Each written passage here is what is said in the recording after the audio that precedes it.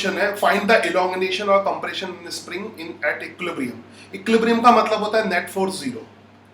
ठीक है, तो मैं एक एक सवाल लेता हूँ। इस तरह का एक सवाल तो मैंने लिया था लास्ट में, मगर ये सीक्वेंस में ले लेता हूँ। तो ठीक है, जब ये इलोंगनेट होगा, जब ये बढ़ेगा नीचे, तो स्प्रिंग ऊपर की तरफ फोर्स लगाएगी, स्प्रिंग पुल करेगी क्योंकि ये ब्लॉक नीचे जा रहा है। तो ये ब्लॉक का मैं फ्री बॉडी बना लेता हूँ, ये ब्लॉक का फ्री बॉडी बना लेता हूँ। ब्लॉक पे स्प्रिंग फोर्स अपवर्ड डायरेक्शन में लगेगा, spring force kx upward direction में लगेगा। Spring force kx, spring force k into extension के बराबर होता है। सपोज करो स्प्रिंग का एक्सटेंशन x हुआ है ब्लॉक के हैंग करने के बाद, यानी मैं यहीं पे थोड़ा समझा देता हूँ। पहले स्प्रिंग कुछ ऐसी रही होगी, पहले स्प्रिंग कुछ ऐसी रही होगी, पहले स्प्रिंग कुछ ऐसी रही होगी, ऐसे रही होगी। ठीक है, ब्लॉक को हैंग किया तो थोड़ी सी एक्सटेंड की होगी, ब्लॉक को हैंग किया पहले यहां पे रही होगी, मैंने ऐसे बना दिया कुछ ऐसे है। ब्लॉक अगर हैंग करोगे तो वो एक्सटेंड कर जाएगी, तो स्प्रिंग का फोर्स ऑब्वियसली ऊपर की तरफ होगा। इस तरह का मैं सवाल बता चुका हूं, इसलिए जल्दी कर रहा हूं। kx स्प्रिंग फोर्स ऊपर की तरफ होगा और इसका वेट डाउनवर्ड डायरेक्शन में वर्क करेगा, वेट इसका डाउनवर्ड डायरेक्शन में वर्क करेगा। हर जगह फ्री बॉडी तो वैसे ही लगता है, अब तक इसकी तुम्हें आदत पड़ गई होगी, है ना। तो आई होप जितना डेली रेगुलर प्रैक्टिस करोगे उतना आए। तो kx की वैल्यू mg के बराबर है। ठीक है, so kx is equal to mg, kx is equal to mg के बराबर होगा। इसमें निकालना क्या है, एक्सटेंशन निकालना है। For elongation compression spring the in following case find the elongation और कंप्रेशन। तो x इलोंगेशन होता है, x भेजते रहो बाद में देखूंगा मैं। x इलोंगेशन होता है, चारों करने के बाद देखूंगा। तो k की वैल्यू गिवन है, k की वैल्यू 500 गिवन है, इजी सवाल है। k की वैल्यू 500 गिवन है, तो k और into x is equal to mg के बराबर। m कितना है 10 kg और g की वैल्यू भी 10 ले लेते हैं। ठीक है, तो x की वैल्यू जो है वो आ जाएगी, that is I think 1/5 metre. I hope you got it, easy सवाल था। ठीक है, next see the second situation. Sir ये इसमें के बताता क्या है, पिछली बार बताया था, पिछले वीडियो क्यों भूल जाते हो। कि ये बताता था कि वो कितनी स्ट्रांग है कितनी वीक है स्प्रिंग। अगर किसी स्प्रिंग का के ज्यादा होगा तो वो स्प्रिंग स्ट्रांग होगी, मतलब उसका ऑब्वियसली यहां से देखो ना, उस पर अगर फोर्स लगाना, हाँ, और उसके लिए बहुत ज्यादा दिमाग लगाने की जरूरत नहीं है। मैं तुम्हें बता दूं, फिजिक्स में अब तुम एनालाइज करना सीखो। ध्यान से देखो, F is equal to k x है, अब एनालिसिस सीखो। मैं तुम्हें कैसे एनालाइज करना होता है वो बता देता हूँ। अगर देखो के क्या बताता है, कैसे पता करोगे, के क्या बताता है, F is equal to k x formula हो गया स्प्रिंग फोर्स का। अगर मैं F की वैल्यू कांस्टेंट कर दूं, है ना, अगर किसी स्प्रिंग पे कांस्टेंट फोर्स लगाऊं, अगर मैं बहुत तरह की स्प्रिंग लूं, 2-4 तरह की स्प्रिंग लूं और सबका F कांस्टेंट कर दूं, तो जिस स्प्रिंग का X कम होगा उसका K ज्यादा होगा, जिसका एक्सटेंशन कम होगा उसका K ज्यादा होगा, या जिसका K ज्यादा होगा उसका X कम होगा। तो ऑब्वियसली समझ में आ गया होगा, अगर अलग अलग तरह की स्प्रिंग है और बराबर फोर्स लगाने पे, तो ज्यादा जो K होता है उसको हम कम खींच सकते हैं। तो समझ गए होगे। फिर प्रैक्टिकली स्प्रिंग लो, थोड़ा प्रैक्टिकली फील करने की कोशिश करो, है ना, जो बहुत लैकिंग है और नए सिस्टम में बहुत इंपॉर्टेंट है। तो प्रैक्टिकली कुछ स्प्रिंग्स हो उनको पुल करो, अलग अलग टाइप की इमेजिन करो, बराबर फोर्स लगाओ, तो जो स्ट्रांग स्प्रिंग्स होंगी, स्प्रिंग तुम्हें मिल जाएंगी घर पे अलग अलग तरह की, है ना। तो हर जगह स्प्रिंग होती हैं, सोफे में स्प्रिंग होती है, बेड में स्प्रिंग होती है, 2-3 टाइप की स्प्रिंग इकट्ठी करो और सब में बराबर फोर्स लगाओ। जो मोटी स्प्रिंग होगी वो कम एक्सटेंड करेगी, जो पतली सी स्प्रिंग होगी वो ज्यादा एक्सटेंड करेगी, और ये चीज लेंथ पे भी डिपेंड करेगी। आई होप यू गॉट दिस। तो डू सम प्रैक्टिकल एक्सपेरिमेंट, तो समझ में आ गया होगा के क्या बताता है ना, कि किसी स्प्रिंग का के ज्यादा है तो उसका एक्स कम होगा। दूसरा प्रैक्टिकल दूसरा एग्जाम्पल देख लो। यहां पर दूसरा एग्जाम्पल लिया है जो बेसिक एग्जाम्पल है। इसमें नेचुरली जो स्प्रिंग है वो एक्सटेंड हो रही है, इसमें नेचुरली कंप्रेस हो रही है। तुम करते जाओ, व्हाट्सएप पे सेंड करते जाओ, जैसे ही खत्म करूंगा मैं देखूंगा, है ना। मैं चारों एक साथ करना चाहता हूँ, बीच में कंपैरिजन समझ में आ जाए। तो यहां पर हमने स्प्रिंग को कंप्रेस किया है।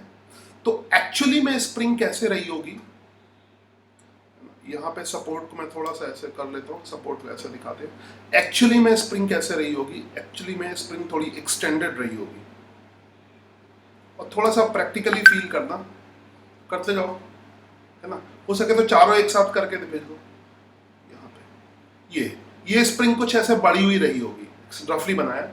जब तुम इसे प्रेस करोगे, पुश करोगे, याद रखो ये बहुत इंपॉर्टेंट स्टेटमेंट है, फील इट प्रैक्टिकली। किसी भी स्प्रिंग को तुम पुल करते हो तो वो तुम्हें पुल करेगी, और स्प्रिंग को पुश करोगे वो तुम्हें पुश करेगी। सिंपल सी बात है ना। But feel it practically, not theoretical concept नहीं है। सी दैट, स्प्रिंग को पकड़ के उसको देखो, ठीक है। तो जब हमारी लाइव क्लासेस होंगी, जैसे स्कूल में क्लासेस होंगी, बस मैं एक चीज मिस कर रहा हूँ, जो छोटी सी चीज मिस कर रहा हूँ, जिसके लिए लाइव कांटेक्ट जरूरी है, प्रैक्टिकल डेमोन्स्ट्रेशन। तो मैं पूरी कोशिश करूंगा कि क्लास में प्रैक्टिकल डेमोन्स्ट्रेशन का कुछ अरेंजमेंट करूं, जैसे स्प्रिंग का करूं और इस तरह से, है ना। I will try to arrange practical demonstration, ठीक है। तो क्लासरूम इसलिए इंपॉर्टेंट हो जाएगा प्रैक्टिकल डेमोन्स्ट्रेशन करने के लिए।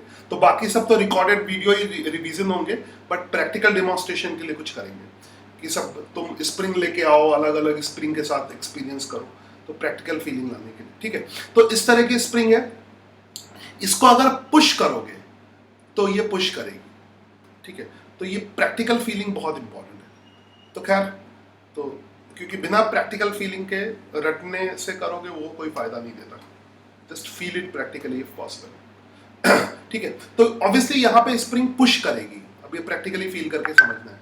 चारों एक साथ करके भेजो। सो यहाँ पे पुश करेगी तो स्प्रिंग का फोर्स, स्प्रिंग ब्लॉक पे इधर फोर्स लगाएगी, स्प्रिंग तुम्हें पुश करेगी। अब ये चीज प्रैक्टिकल फीलिंग के समझनी है। अब इसको तुम थियोरेटिकली मुझसे बार बार पूछोगे कि पुश इधर कैसे करेगी, तो मैं ज्यादा नहीं समझा सकता इसको, है। इसको अगर ज्यादा पूछोगे तो प्रैक्टिकल करके ही दिखा सकता हूँ, या तुम खुद प्रैक्टिकल करके देखो, किसी स्प्रिंग को पुश करो वो तुम्हें पुश करेगी, सिंपल सा फैक्ट। तो अब इसका मैं फ्री बॉडी बनाऊंगा, ठीक है। इसका फ्री बॉडी, ब्लॉक का फ्री बॉडी बना रहा हूं, तो इस पे एफ बैकवर्ड डायरेक्शन में लग रहा है ना, 20 न्यूटन। वैसे इस स्प्रिंग का ज्यादा यूज एसएचएम वाले चैप्टर में होगा, ठीक है। अभी तो बेसिक समझ लो, अभी बेसिक सवाल आपसे, इसमें भी लॉज ऑफ मोशन में भी सवाल मिल जाएंगे तुम्हें, बट एसएचएम में बहुत ज्यादा क्वेश्चन मिलेंगे जब पार्टिकल ऑसिलेट करते हैं। खैर, तो kx जो है, या एसएचएम का बहुत बढ़िया प्रैक्टिकल एग्जांपल है ये, है ना। तो एसएचएम को अगर फील करना है तो ये spring mass system is best. खैर, स्प्रिंग फोर्स यहाँ पे पुशिंग होगा, और यहाँ पे मैं मैग्नीट्यूड दिखा रहा हूँ।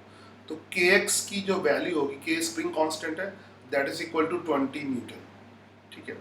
k की वैल्यू कितनी हो जाएगी, 100 into x is equal to 20, ठीक है। x की वैल्यू फिर से 1/5 मीटर आएगी, बिकॉज सब एसआई सिस्टम में है, ठीक है।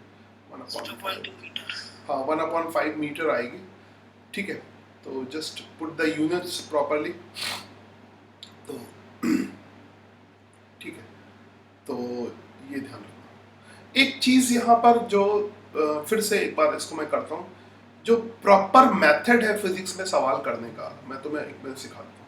कई बार हम प्रॉपर मेथड से नहीं करते, बट जो प्रॉपर मेथड है वो सिखाता हूँ एक बार। जैसे kx is equal to 20 newton है, सी द प्रॉपर मेथड। तो हो सके तो ये मेथड फॉलो करो, मगर अक्सर हम जल्दी में ये मेथड फॉलो नहीं करते। वो मेथड क्या है कि हर एक चीज की वैल्यू उसकी यूनिट के साथ रखते हैं, ये प्रॉपर मेथड एकदम सही है। ऐसे अगर करोगे तो ज्यादा ऑब्वियसली जो फिजिक्स लवर होगा दैट ही विल इम्प्रेस, क्योंकि सही तरीका यही है कि k की वैल्यू उसकी यूनिट के साथ रखनी चाहिए।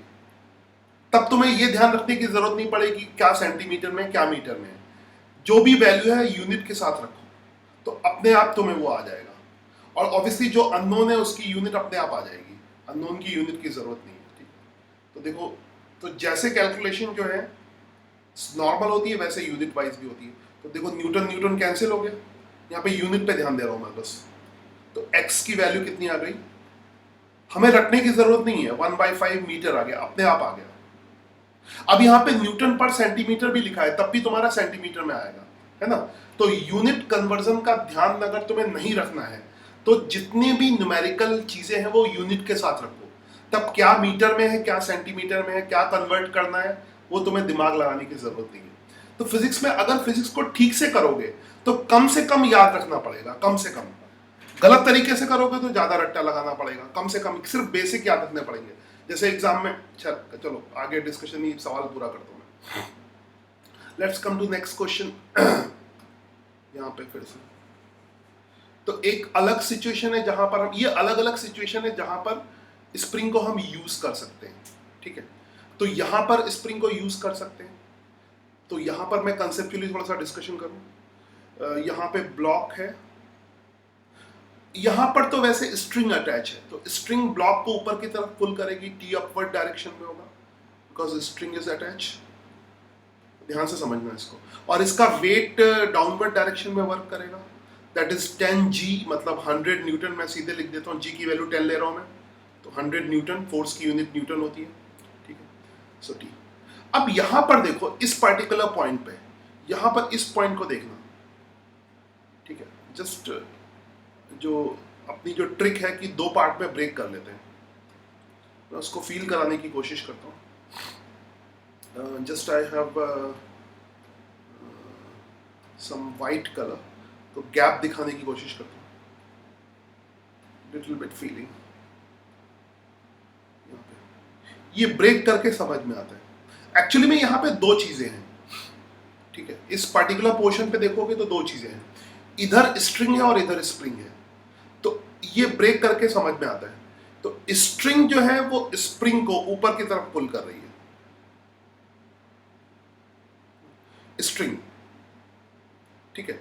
स्ट्रिंग का जो फोर्स है उसको टेंशन कहते हैं, force applied by the string उसको टेंशन कहते हैं।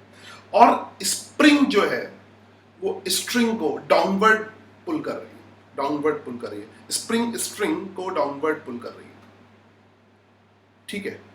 मैंने तुम्हें जो एग्जाम लिया उसमें तुमने कैसे किया उस पर नंबर दिए मैंने, इसीलिए जो है ना, कैसे किया, क्या किया उससे मतलब नहीं है। देखो मैं कर कैसे रहा हूं, जैसे एक्सप्लेन कर रहा हूं वैसे ज्यादा फिजिक्स है, मतलब मेरी अंडरस्टैंडिंग तुम्हें समझ में आ रही होगी, ठीक है। तो एक बंदा कैसे करता है उससे पता लग जाता है कि उसको फिजिक्स कितनी आती है, कितने डेप्थ तक आती है, ठीक है। खाली करने की स्टाइल से पता लग जाता है। जो जबरदस्ती करेगा उसको उतनी डेप्थ तक नहीं आती। तो यहां से साफ साफ दिख रहा है, जो स्ट्रिंग है वो स्प्रिंग को ऊपर की तरफ पुल करेगी, स्प्रिंग स्ट्रिंग को डाउनवर्ड पुल करेगी, ठीक है। तो ये जो ब्लू वाला फोर्स है वो स्प्रिंग पे लग रहा है, और जो रेड वाला फोर्स है वो स्ट्रिंग पे लग रहा है। और ऑब्वियसली न्यूटन्स थर्ड लॉ से ये दोनों सेम होंगे। स्प्रिंग जो फोर्स लगाती है उसको तो हम kx लिखते थे, ठीक है, लॉजिकली। मैं डायरेक्ट भी t की वैल्यू kx कर सकता था, ठीक है। जो ऐसा ही जिसकी डेप्थ में अंडरस्टैंडिंग नहीं होगी वो डायरेक्ट t को रट लेगा यहाँ पर कि t kx कैसे आया, रट के लिख देगा, रट के भी हो सकता है, बट अंडरस्टैंडिंग से एक अलग मजा होता है। तो यहाँ पे जो स्ट्रिंग फोर्स लगा रही है वो अपवर्ड है, स्ट्रिंग स्प्रिंग को अपवर्ड पुल कर रही है। इसको फील करने की, प्रैक्टिकली अंडरस्टैंड करने की कोशिश करो। स्ट्रिंग स्ट्रिंग स्प्रिंग को ऊपर पुल कर रही है और स्प्रिंग स्ट्रिंग को नीचे पुल कर रही है, और न्यूटन के थर्ड लॉ से ये दोनों फोर्स इक्वल एंड अपोजिट होंगे, इक्वल एंड अपोजिट होंगे। तो you can write T is equal to kx, you can write. ये मैंने किसी फ्री बॉडी बना के नहीं लिखा है यहाँ पे, ये मैंने किस चीज से लिखा है, न्यूटन के तीसरे नियम से लिखा है। This is Newton's third law, this is N3L, है ना, मेरा लिखने का नया style, N3L, Newton's third law. यहाँ पे मैंने N3L लगाया, न्यूटन्स थर्ड लॉ लगाया, तो दिस इज वेरी इंपॉर्टेंट, ठीक है, न्यूटन्स थर्ड लॉ। तो यहाँ पे कोई मैंने फ्री बॉडी वगैरह नहीं बनाया, न्यूटन्स थर्ड लॉ लगाया। आई होप यू। तो उस T की वैल्यू, इस तरह से T की वैल्यू kx के बराबर आ गई, इस तरह से kx की वैल्यू kx के बराबर हो गई। आई होप यू गॉट इट। और kx की वैल्यू 100 के बराबर है, kx की वैल्यू 100 के बराबर है। बाकी अगर और सिस्टमेटिक ढंग से किया जाए, हर बार नहीं करते मगर अगर जितना करोगे उतना इम्प्रेसिव होगा, ऐसे ही करना चाहिए। x is equal to and this equal to 500 is equal to 100 newton, see in the last, ठीक है। 100 न्यूटन के बराबर आ जाएगी, तो यहाँ से x की वैल्यू कितनी आ जाएगी, 1/5 मीटर, 1/5 मीटर, ठीक है। Now, so I hope you got this. अब आखिरी सवाल रहेगा, उसके बाद देखूंगा। 4 सवाल मेरा एक साथ लेने का मूड था, बीच में बिना ब्रेक किए।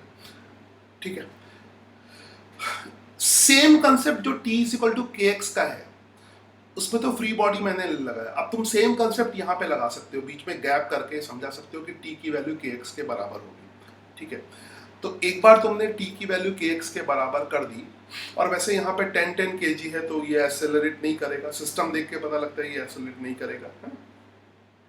तो यहाँ भी फिर वही चीज होगी, 10 kg इधर भी है, 10 kg इधर भी है। अगर डिफरेंट होता तो एक्सेलरेट करता, तो अच्छा सवाल बन जाता। उधर यहाँ पे ऐसा कोई फर्क नहीं पड़ने वाला, दोनों 10 kg है। ठीक है, चेंज कर दो ना वेट, चेंज करके खुद कर लेना ना, मैं जो है वही करूँगा। ठीक है, तो और चेंज करके भी ऐसी कौन सी चीज बन जाएगी जो तुम कर नहीं पाओगे? चेंज करके भी वही है, टी की वैल्यू के एक्स कर लेना। हाँ, चेंज करना, सही आइडिया दिया, ये वेरी गुड, समझदार बालक। ये मैंने कभी कभी कुछ चीज़ें मैं ध्यान से सुनता नहीं हूँ, बहुत बढ़िया आइडिया दिया।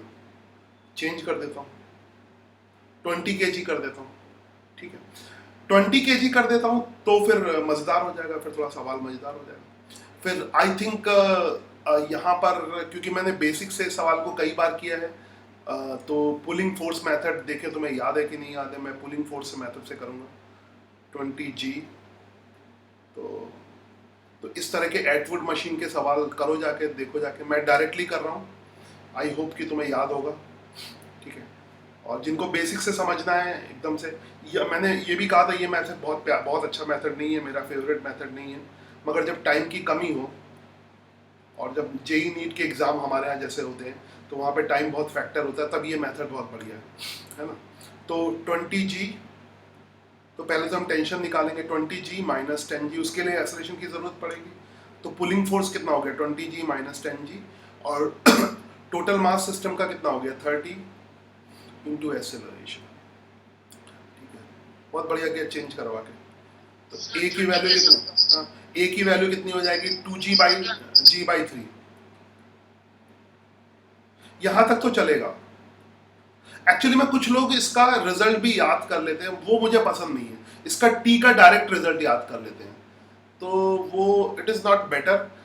कम से कम ऐसी चीज़ तो याद रटो जो कई जगह लगे, बहुत सारी जगह लगे, है ना। तो पुलिंग फोर्स मेथड मैंने कई सवालों में लगाया, तो यू कैन, वैसे ये भी मेथड बहुत अच्छा नहीं है, अच्छा तो बेसिक से अलग अलग करके करो, वो है।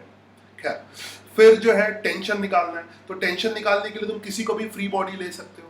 मैं 10 kg को फ्री बॉडी लेता हूँ, 10 kg को किसी को भी फ्री बॉडी ले सकते हो, तो 10 kg को फ्री बॉडी लेता हूँ। 10 kg पे टेंशन अपवर्ड लगेगा और इसका वेट डाउनवर्ड डायरेक्शन में लगेगा। ठीक है, 10G डाउनवर्ड डायरेक्शन में लगेगा, और ये किधर एक्सेलरेट करेगा, ऊपर की तरफ एक्सेलरेट करेगा, अपवर्ड डायरेक्शन में। ठीक है, तो यहां से इक्वेशन क्या हो जाएगी, T minus 10G is equal to mass 10 kg है इंटू एक्सेलरेशन की वैल्यू किसके बराबर है, G/3।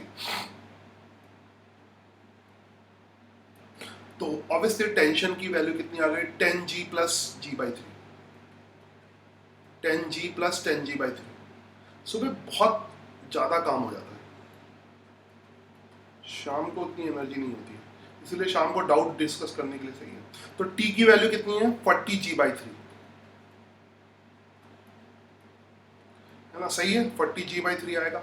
अब बस ये जो कंसेप्ट है T is equal to k x, वो यहाँ भी ब्रेक करके वही लगा सकते हो, यहाँ भी 2 पार्ट में ब्रेक करके, वो तो न्यूटन के तीसरे नियम से हुआ है, तो यहाँ भी T की वैल्यू के एक्स के बराबर रख सकते हो, you can put T is equal to k x.